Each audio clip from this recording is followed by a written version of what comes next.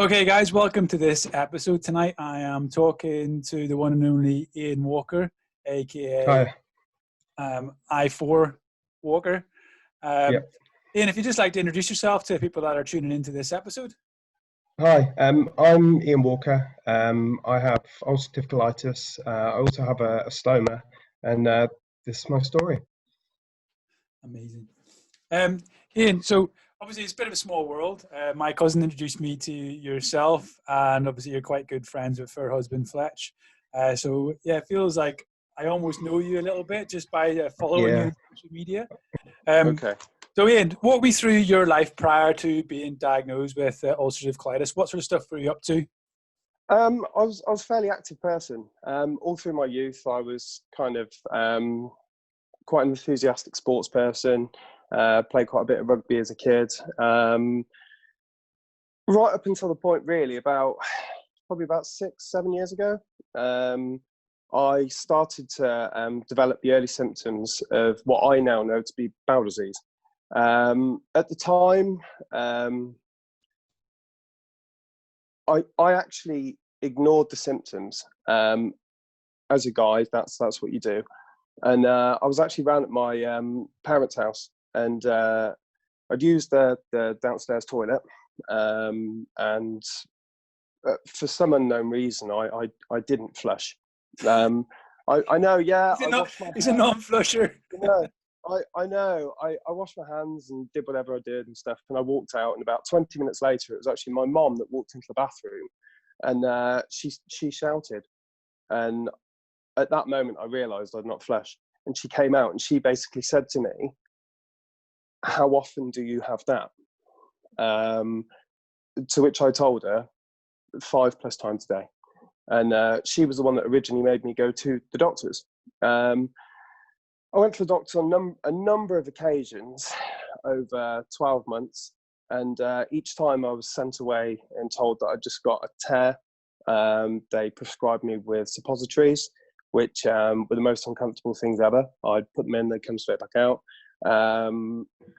Also laxatives, because they believed that when I was passing things, it was actually causing a tear. And unfortunately, that's what was causing the issue.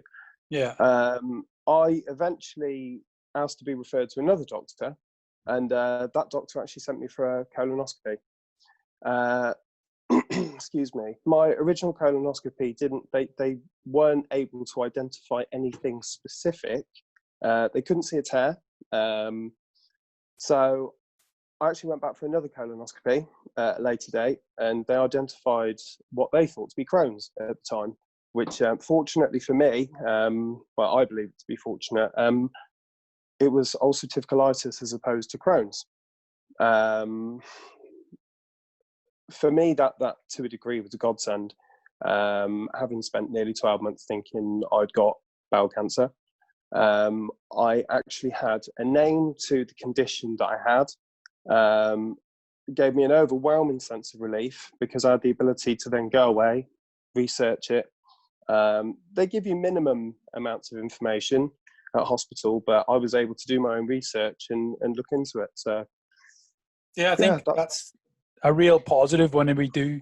It's like Yeah. you've just mentioned, like your story, unique to yourself, but very common within the IBD community, is the length of time and checks and balances that have to be done before we actually get a confirmed diagnosis.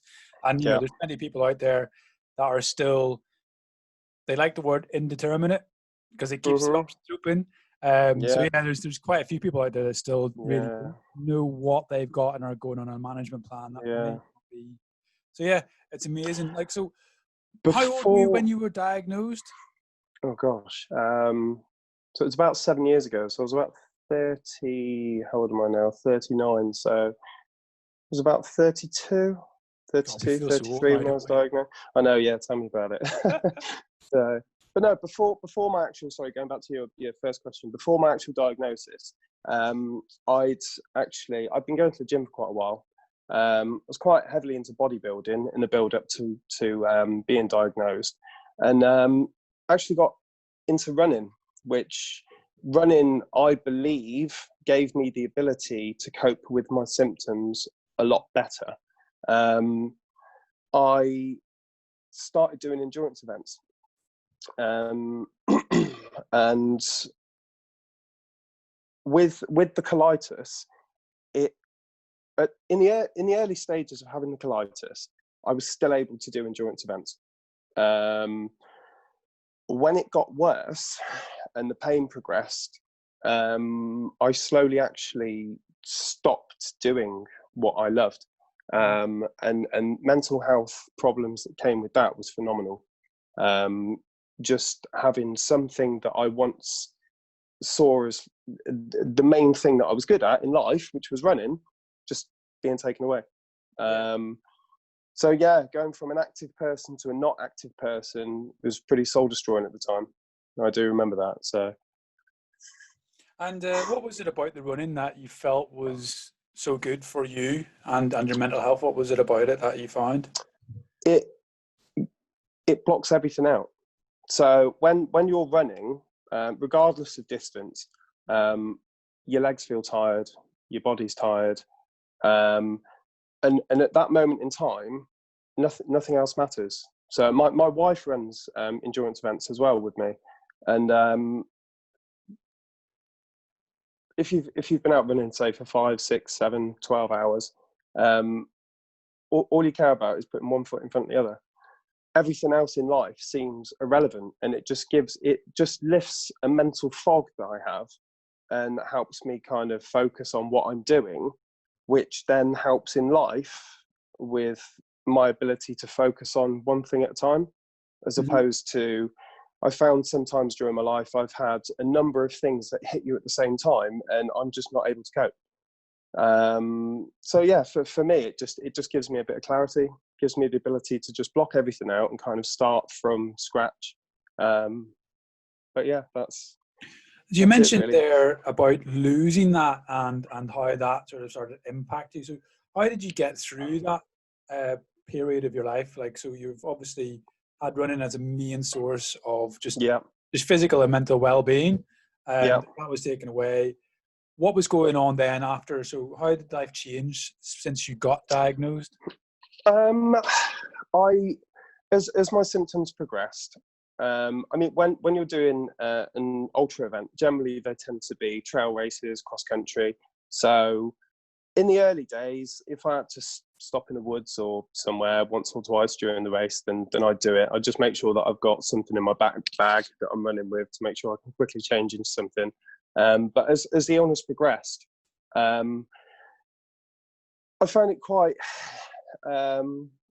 soul destroying, because once or twice in a race turned into, I sometimes wasn't able to get off the toilet at the start of the race to be able to start the race. So we did a 12-hour race probably about 4 years ago now, and I started half an hour after everyone else because I couldn't physically get off the toilet, and I ran out, and I was the only person to go over the line, and I actually pulled out probably about 5 hours into it, because I just couldn't deal with it. They did put me on a lot of medication throughout the years. Some of it put me into remission for a few months, which was great. Some of it just didn't work, and others gave me horrific side effects, so they had to take me off it straight away. So unfortunately, I just progressively got worse to the point of where I was in pain, and mentally, even running just couldn't block it out. I just couldn't physically. Yeah, I just couldn't deal with it, and I ended up in such a dark place that, yeah. So when do you move into? Because obviously, the thing I've noticed most about the medication and IBD is that there are so many side effects, and generally speaking, it's a small percentage of it where it's going to help you, and then you're just running the lottery against all the other potential side effects. So what stage did surgery start to become a realistic option for you? Surgery, just over a year ago. I started on infliximab probably about 4 years ago now. And after my second infliximab infusion, my white bloods and neutrophils nosedived. They moved me on to Humira. Humira was great, put me into remission, came out of remission pretty much within a few months. Azathioprine, I came out in red hives all over my body. Vedolizumab was amazing. Vedolizumab put me into remission for about a good 6 months, and then it just stopped. I managed to go into remission without medication around about a year and a half ago now, and it was great. I was on no medication, no steroids, nothing. And then Christmas 2018, I noticed that my stomach started to swell, and I phoned my specialist and spoke to my specialist, and she said to me, unfortunately, we've pretty much exhausted medical options. So what I'm going to recommend is that you speak to a surgeon regarding potential surgery in the future. So she referred me to Dr. Lovegrove, and I was told that he would contact me within 6 months. And this was around Christmas time. However, in February 2019, on the 22nd, I just became really ill. I mean, horrifically ill. My eyes were bloodshot. I couldn't hold anything down. I woke up on a Monday morning and went to work, managed to work a whole day scaffolding. And I'd phoned my specialist in the morning and left a voicemail just to explain how I was feeling. And she actually called me back about 2 o'clock in the afternoon and just said, you need to go to hospital now. And when I said why, she said, because I think you're in trouble. And so, yeah, it was on the 4th of March 2019. I was taken into Worcester Hospital for an emergency operation to save my life, basically. And that's when Stan my stoma was born. Stan the stoma. So, yeah, I mean, Stan the stoma. It's an incredible how quickly sequence of events that happens. Like between Christmas to March, basically, you were just in a nosedive. Yeah, I can't believe you went back to bloody scaffolding. Like it's not like it's. I know. Do you know? Thing is though, I lay in my hospital bed and I was talking to, because I had a horrific post-op. They gave me a spine injection to numb me from the waist down, but when I came around for my op, that didn't work. So I literally woke up from major surgery with 0 pain relief. And I literally screamed the place down to the point of where they had to knock me out with ketamine. I know. My morphine dropped off a little bit at one point. Yeah. But I still had pain floating around. Meds floating around, but it just dipped a little bit, and I was like, so I don't know what I would have been like if it hadn't had anything. Yeah, it was a whole. Yeah, it was like Panda. Thing is though, ketamine didn't stop the pain. It stopped you caring about it. Yeah, that's it. It's weird because it kind of shuts you off completely, but your brain knows the pain's there. But yeah, you don't care about it. It's really strange. But that is like Pandora's box, that stuff. Honestly, when that opens, it just, wow. It takes you a good few days to kind of get your head around that. Everything it's almost like from that scene in Trainspotting where everything collapses in around you. So after my op, I spoke to obviously a few people that had got stomas and stoma operations and things on the ward, and I made it my goal, obviously at that moment, to get back up, get running, because within hours of waking up from my operation on the high care ward, I mentally felt different. Mentally, physically, I felt, because I hadn't got that organ inside me that was poisoning me, and it was gone, and that fog was gone. And I made a promise to myself that I was going to get up, I was going to get out, and I was going to go out, I was going to run, I was going to do everything that I couldn't do before, and that's what I did. 4 weeks after my op, I started running races again.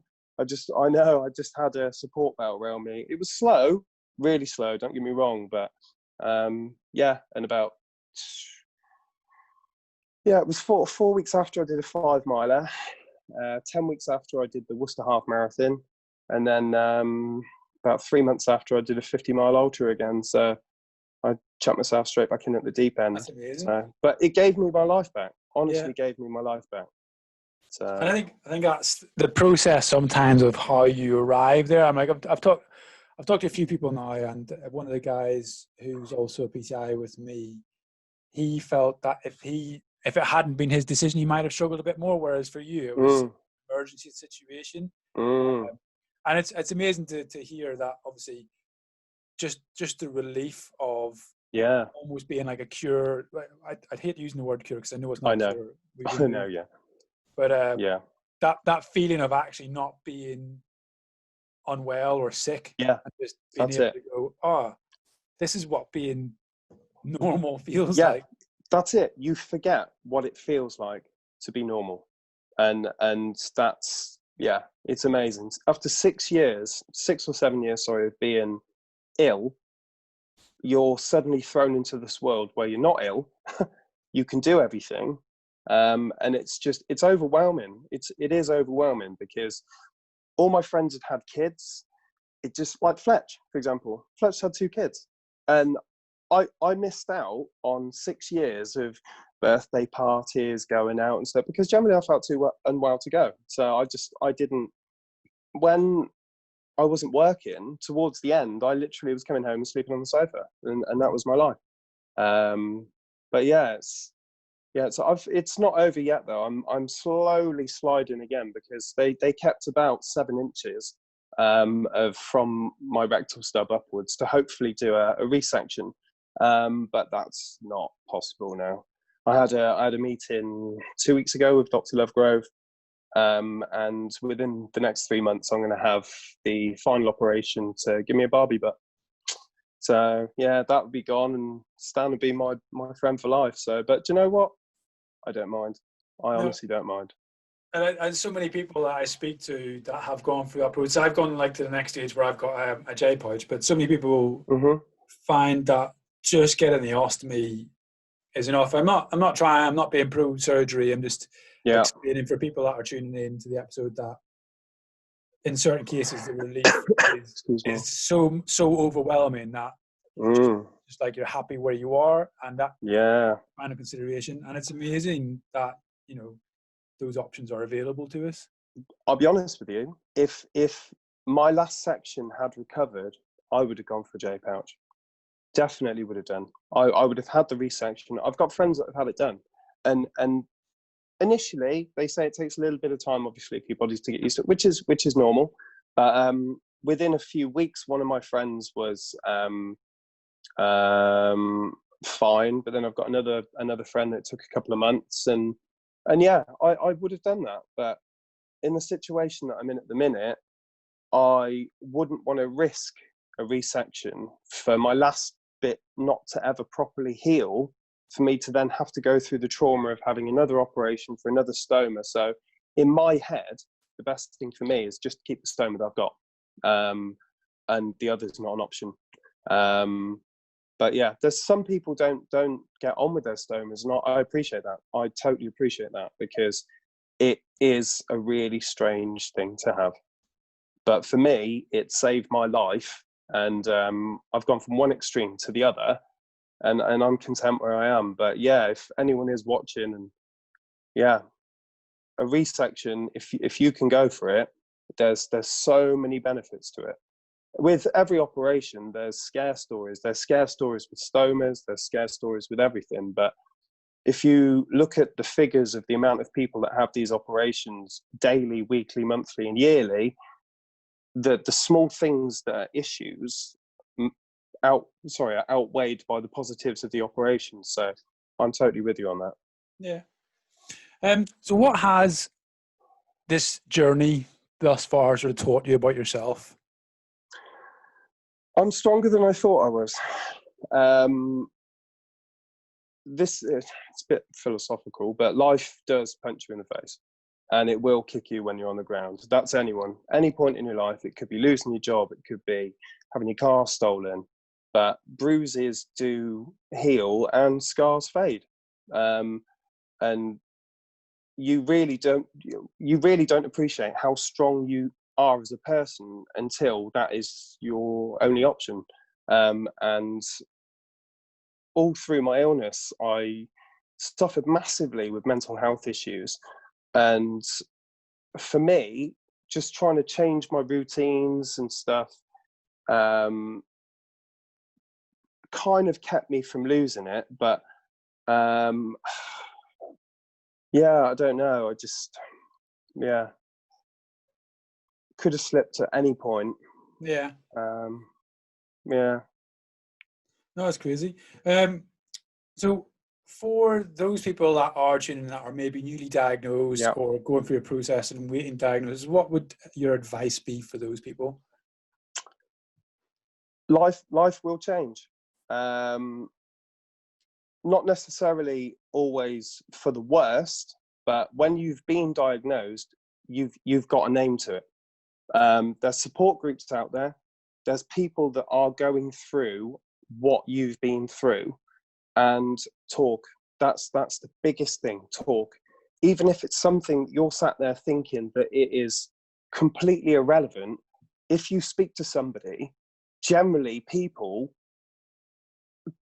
can kind of reassure you in some way, be it just say it's nothing to worry about, or to advise you to speak to a medical professional. But your life by far is not over. There's so many wonderful things that they can do, so many drugs and stuff that they've developed. Yeah, some of them do have side effects, but I mean, there's breakthroughs happening all the time with Crohn's and colitis. So do not lose faith. I've had it for, luckily, only 6-7 years.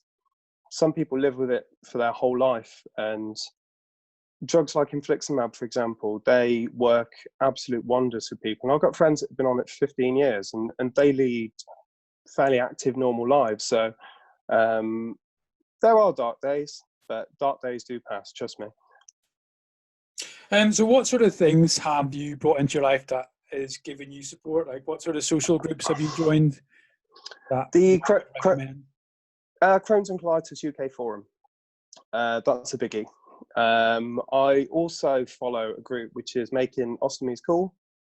There's also, oh gosh, I can't remember what it's called. It's a group for endurance athletes with ostomies. I follow them as well. There's a lot of good information on there, but there's also a lot of banter. There's also a lot of kind of friendly kind of jokes and things, and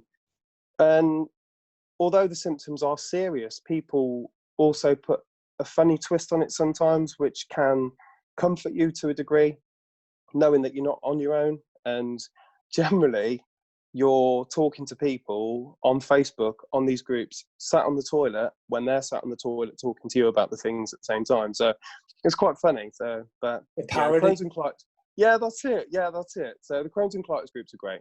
Absolutely great. Who was your first IBD follow then? Who did you first follow, like completely related to your or your ostomy? Oh gosh, what's his name? Blake Beckford. Oh really? Okay, yeah. Yeah, he's the first person that I followed when I was in hospital, and I was lay there, and I'd been given the stoma, and the nurses said, your life's going to change, all this, that, the other, you're going to have to slow down on your running and stuff. I sat there and I Googled athletes with ostomies, people with ostomies that do modelling and stuff. And Blake Beckford came up as the first person. And I looked at him and I thought, yeah, you've done it, so I'm going to do it. So he was actually my first person. So if Blake does actually ever watch this, cheers, dude. So, but no, yeah, there's loads of athletes, believe it or believe it not, that have got Crohn's, colitis, ostomies. Yeah, it's one of those invisible illnesses, isn't it? It is, mate. Yeah, it is. It is. I mean, there's TV personalities that have got Dynamo. He's got bowel disease. Kane Dingloff, Amadale, he's got it as well. Mm-hmm. But yeah, it's just awareness, isn't it? And if more celebrities came forward, I think it would reassure people like myself that life doesn't end because you've got an invisible illness. How about you? My first follow. Yeah. A guy called Ant. He does IBD. It was IBD Fitness, but it's IBD Life. But actually, to be fair to you, he wasn't that far ahead of Blake himself as well. Oh right, okay. So yeah, it was those two were the first. I'm very definitely, because I was literally, again, similar to yourself, just Googling stuff. Yeah. And he popped up. And I was like, oh, I'll give this guy a follow. Yeah. Crazy. It is crazy, like, how much just searching around the web and then just sort of go into those avenues, that it just helps so much. It does, yeah. I find sorry, carry on. No. I was going to say, I find it inspirational though. Yeah. When you see someone that's been through such dark times come out the other end a better person, or like Blake, for example, he always wanted to do some form of competitive competition. And after his operation, that's what he set his mind on doing, and he did it. So it is possible, but it's hard. It is hard. I find running with an ostomy easier than I did before. For some reason, my digestive system has evolved to a degree, and I find it easier running distance now than I did before. Also, having 6 years of pain in my stomach and stuff, and running with pain, now that's gone. When your legs hurt, it's nothing. You can run on painful legs. That's fine. Yeah. So yeah. So what would you say inspires you then to push through the days where you're feeling like it's a bit difficult? There's people in worse position than me. There's people that can't physically do this. People that have got, I don't know, for another extreme, people that have been involved in accidents and stuff, and things that were completely out of their control, that just can't. They can't walk, they're wheelchair bound, and all I've had done is my bowels are removed. As a person, I've got an ostomy, I've got a bag, that's fine. I can deal with that. Yes, sometimes I do have slight blockages and things like that, but I know that that's only temporary, and that normal life will resume soon. So yeah, so for me, it's just not letting my illness or my ostomy control me. Yeah, that leads me to my sort of next question. So managing having an ostomy and going through the stuff like that. Yeah. What sort of, have you learned any sort of tricks or trades, or understand things a bit better about yourself in terms of managing your mental health? Yeah, it's routine for me. If I start to slide as far as mental health is concerned, I know I need to change something in my life, be it, excuse me, when I was having really dark days. My wife was great on this. She was quite fundamental with me helping, fundamental to me recovering from depression. We just used to go out at weekends. As much as I didn't want to do it, once we got in the car, we go to Burnham, for example, or to Breen, and we just play in the penny arcades and stuff all day. But for me, it got me out of my routine, took me away from something, and that helped me overcome it. If I get stuck in routine, life becomes very mundane, quite boring. So yeah, I kind of vowed to myself not to let myself get to that point again. Also, again, speaking to people, guys, not being sexist, but guys generally don't talk. If you're suffering, you generally just bite your tongue, just deal with it, suppress it, and then before you know it, you've got a mountain of thoughts in your head that you just can't deal with. So no, I think that's really good. I think it's a really positive thing as well, that you're able to identify all of those types of things and see things for what they are. It's so true. It's like myself, I tend to bottle things up still, even going through all the things that I've done, coming onto YouTube or Spotify and stuff like that, and talking about people, I still find that I'll bottle things up, or I'll struggle with just dealing with my own thoughts. And it's such a really important thing. And I think obviously with today's media, it's at the forefront of a lot of people's minds. But what sort of stuff would you suggest for people if they're struggling with mental health, or feel like they're not quite themselves? what would you say, or what would you recommend as a first step to sort of trying to address that beyond talking? Probably, I mean, I was renowned for just waking up in the middle of the night. And waking up in the middle of the night with a million worries about stuff I used to write them all down. Everything that was niggling, worrying me. One of my friends called it a worry list. So before speaking to someone, I'd write down a worry list, and then I'd go through it individually and almost prioritize it. If there's certain items on there that I could do something about, how would I do it? What would I do to change it? And when I'd got it written down in front of me, at 3 o'clock in the morning, I'd put it on the side, go to sleep, wake up in the morning, reread the list and think, wow, that makes no sense. Or that's irrelevant, that's irrelevant. Because sometimes you can just, sometimes you can, sorry, am I on? Yeah. Sometimes you can just get overwhelmed with things, and a few hours later you can kind of feel a bit better. So I'd start off just by writing all of your worries, all of your negative thoughts and everything down, and then going through each one and working out whether or not there is something that you can do about it. And more often than not, you'll identify that quite a few of them are just things that are irrelevant, that you've built up such a thing in your head that they become an issue when they're not. But at the time when you've got a million thoughts going through your head, you just can't deal with it. Yeah, so true. And it's amazing how messed up your mind can put things. Absolutely. In terms of actually what does make sense, and that a logical mess that can sometimes come out is like absolutely. And even that in itself just helps that realization going, oh, that's it does, yeah. So what took you to doing endurance events? What took you beyond the sort of the normal sort of 5K stuff and said, right, I want to go max distance?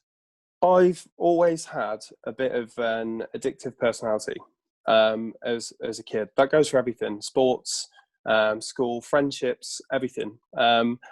I started bodybuilding, and I was bodybuilding when I met my wife, and I was about 15 and a half stone. Aesthetically, I looked all right, but I couldn't run a bath. Honestly, I went for a run with my wife because I used to do the mud runner events with my friends just for a bit of fun. And my wife said she wanted to do it as well, so I went for a run with her, and I got about a mile into it, like properly running, not just plodding like you do at mud runner. And I was on my hands and knees, couldn't breathe. And I realised then that I needed to do something for my health because being big wasn't good for my heart. And it kind of snowballed from there.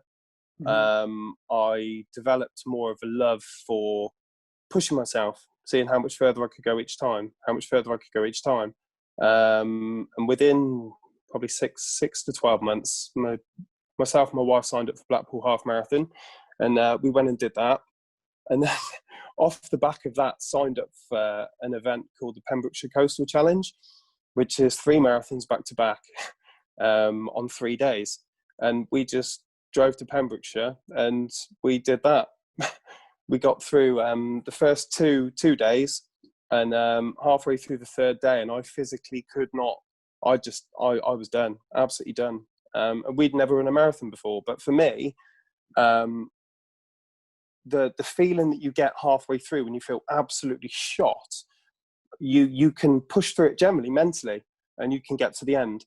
And then when you finish and you're sat there, the overwhelming sense of achievement that you get from it is phenomenal.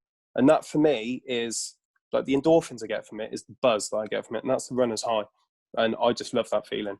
Mm-hmm. On the 3rd day, unfortunately, my feet were in tatters, so I actually physically couldn't carry on. But and that's where my love for ultra running and stuff was born. So yeah, just glutton for punishment, really. It's pretty amazing to know somebody that's doing it. It's incredible. So what's the next then? What's next on the agenda? Obviously, you've got yours up in a few months. Yeah, I've unfortunately my op is this year. I was planning to, with a couple of friends, run from Big Ben to the Eiffel Tower this year, but we're going to have to put a pin in that this year, unfortunately. My ideal goal, I'd say, is John O'Groats to Land's End. I've got a few friends that are doing it in a couple of years' time, and I've been asked to do that as well. That would consist of running about approximately 50 miles a day for 25 days. That's my goal at present. Yeah, I'll be honest with you. When I ran a half marathon, I didn't think I'd ever be able to run a half marathon, and then I did a marathon, and then I did 50 miles, 100 miles, and it's kind of like each time I've done something, I've never really had a goal to get to that. I've just entered it and done it.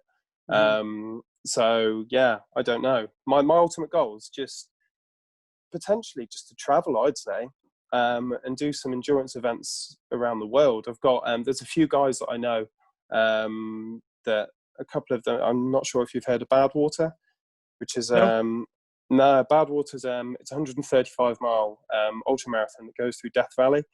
Oh no, I have heard of that. Yeah. Yeah, there's a guy that I met at the Grand Union Canal race. He did that last year, but he also did the Canal Slam, which is the Grand Union Canal, which is 145 miles. Kennet and Avon Canal race, that's 145 miles, and then I can't remember what the other one's called. There's another one as well, which is like 135 miles. So it's just more races like that, really. Yeah, it just. But the community that do that kind of stuff, they're so humble.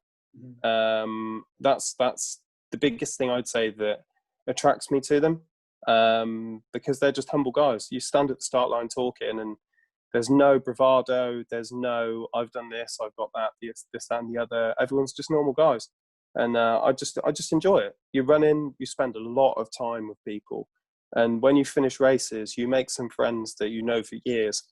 I've got one friend in particular that I've been friends with him 5 years, and I've only ever really met the guy once, and that was on a race. And yet we talk online and stuff like we've known each other since we were kids. So, but that's because we spent 8 hours running together, and you really get to know someone over the 8 hours.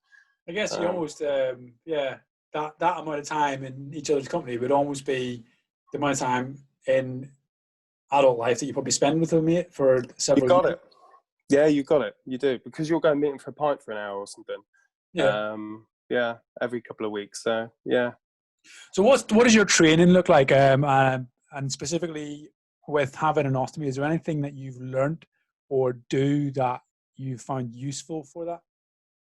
My training. I'll be honest with you.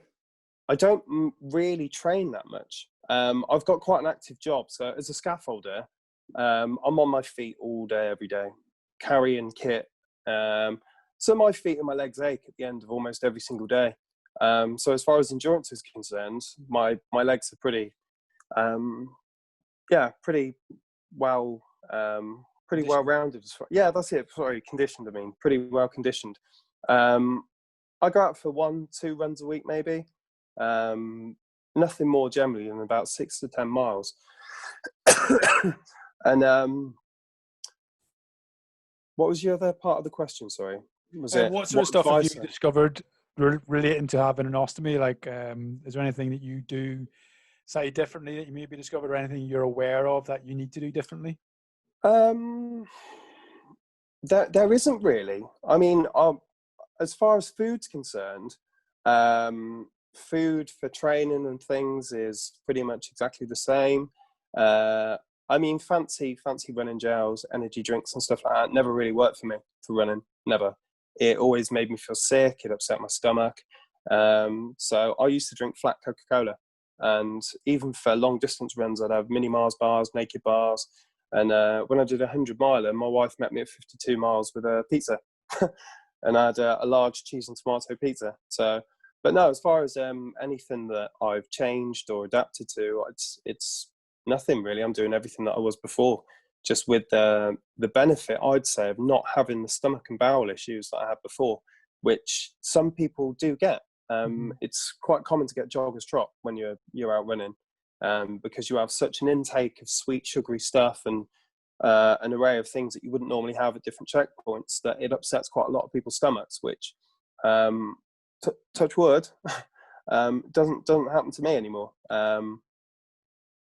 So yeah, as far as things have changed. Nothing's really changed for me as far as training's concerned. Oh, that's cool. Do you ever have to consider? Do you consider taking things to slow down your output or anything, or does it just seem to slow down naturally for you?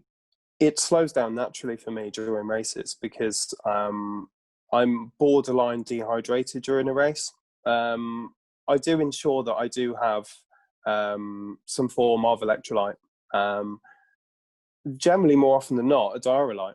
I'll just have diarylyte because the electrolytes that I've got friends that use electrolytes and stuff during races and salt sticks and the blocks and things, and it works well for them. But for me, it's never really worked.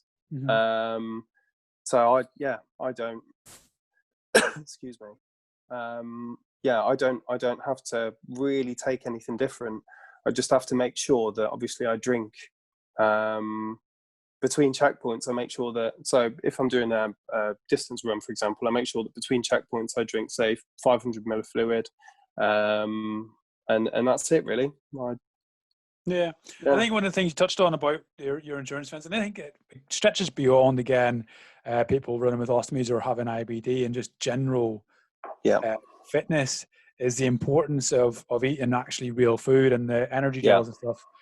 Although they work, it's kind of like ecstasy for a fuel. You know, it's the most efficient food you could eat, but you can only load off it for so long. There's a really interesting statistic from the Tour de France talking about loading, and if you take it within the first 30 minutes, the quantity that you'll need to take after the next 6 hours is just unsustainable, because obviously as you peak, the greater the peak, the more severe the trough.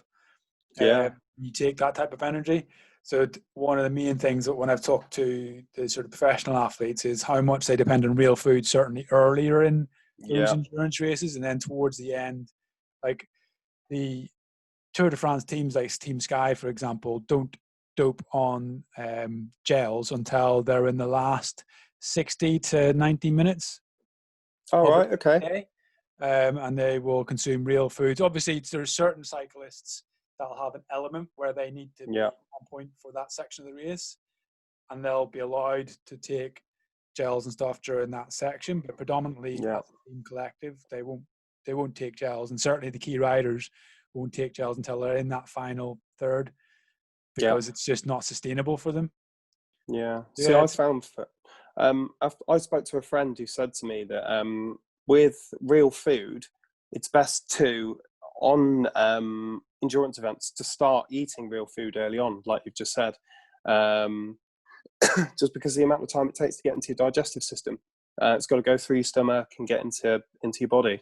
And they said that's the same with gels and stuff. So anything really up to a half marathon, they said you don't need anything, because you'll be finished by the time you get the goodness from the food and gels and stuff that you've had.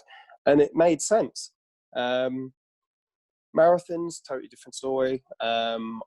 On a marathon, I try and consume something earlier on, even if it's just a naked bar, which is predominantly fruit and nut based. I'll have that early on, because otherwise I get to about anything from 16 to 18 miles and I hit the wall every single time. If I don't eat early on, I hit the wall, and there's no coming back in a marathon from hitting the wall. So yeah, I agree with you on that. I do agree with you. Have you noticed anything with having an ostomy and obviously the resection of the changes to your bowel, that there's foods now that you can't eat, or there's anything that you notice you've had to I eat everything. But it's amazing what food you, without going into too much detail, it's amazing what food you actually don't digest. Fruit and veg, for example, I can eat fruit and veg and pretty much pass fruit and veg. For me, it fills me up, but I don't feel I get the benefit from it. So I actually take a green supplement, and it's just powder form, and I mix it in with a drink, and I'll drink that first thing in the morning, because fruit and veg passes straight through me. Things like mushrooms, I have to be really careful with a mushroom. I just don't digest it. And if I swallow a mushroom whole or anything, then it's quite a nervous wait for it to pass. I know. So, but no, as far as any other food's concerned, I've just resumed normal diet. I just make sure that I chew everything, so it's absolutely tiny. so that I can pass it easily. So, what would your advice be to somebody who's come through their diagnosis and is considering now starting into running? Do it, definitely. I found it helped. I did find it helped. Up until, like I said, the point where I became too ill, and I wasn't able to do it. But mentally at the start, it was something that I needed to do. It gave me a vent for any frustrations that I built up. So I definitely recommend it. There's lots and lots of different courses online. There's Couch to 5K courses. As far as nutrition's concerned, it's a learning curve. What works for someone doesn't necessarily work for other people. But yeah, I definitely would recommend running. There's many running clubs across the UK as well, and they're fantastic. I used to run with Black Pair Joggers in Worcester, and they do everything from a walking group up to efforts groups. So everything from kind of walk, run, up to like your 5-minute mile pace. And yeah, it's definitely something that I recommend that people do. Going to the gym sometimes when you've got a form of bowel disease can be quite scary, especially if you're using equipment and you pass wind or something, which with bowel disease generally it can be quite horrific. And even if you're going into the toilet in the gym, and I know for women especially, like my wife, she's not a fan of doing that, because if somebody goes in after you, it could be quite embarrassing. So yeah, each to their own, do you know what I mean? So yeah, but no, running's it's just you time. It's just getting out. You can exercise your demons, you can give yourself a good talking to, and when you come back you feel great for doing it. No, it's so true. And all the things you touched on then, yeah, you know, Yeah. it's just a fact of life. I've reached the stage in our chat where I get to the point of where I rip off Lewis Howes, and it's an element I call the 3 truths. So it's your last day on earth, many years from now, and everything you've ever done has disappeared. So like your Instagram and all of your races have disappeared, and you have the opportunity to leave 3 of your life lessons, things that you've learned and would like people to learn from your journey. What would your 3 lessons be, or what would you want the people to have learned? What would I want people to have learned? I'd say the main thing is, like I touched on earlier, that life's not always good. It will punch you in the face sometimes. When you least expect it, it could be anything. And when you're down, it probably will kick you in the face when you're down as well. But bad times pass. And like I said, bruises heal and scars will fade. Just keep going. That's it. Just keep going. I mean, after every storm, the sun comes out. And I'd say that's my main one. The second one is probably just love unconditionally. That's what I try and do. I try and just see the best in everyone.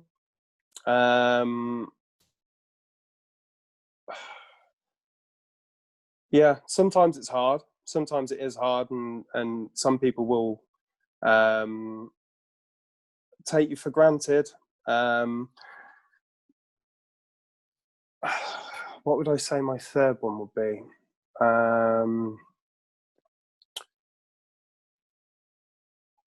Don't take life too seriously either. Try and have fun. Yeah. Even on your worst day, I try and see the good in a day. So, for example, I'll go back to when I was ill.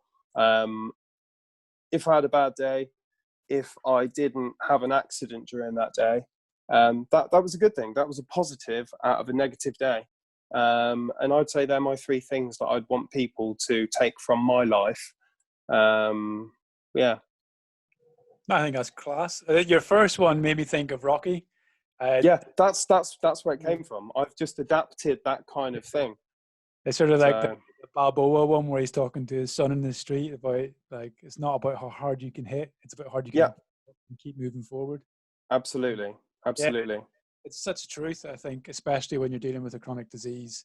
But Mm. yeah, like they're really beautiful, and I think very good lessons. I think everyone could learn something from. I think I could do better at them all as well. But I just want to thank you so much for coming on No worries. to have a chat, and I just like to show my appreciation to yourself by Not a problem. it's really great just to follow your journey and see you showing everyone that what is possible with an ostomy, and how much that your life isn't over, and just keep on pushing those boundaries and taking it to the next stage of your endurance running. Thank you. And apologies for being a bit cloudy as well. Recovering from flus a little bit. You lose your train of thought sometimes, so I'm sorry about that. But yeah, thank you very much for your time. Thank you. Oh, it's brilliant. The only thing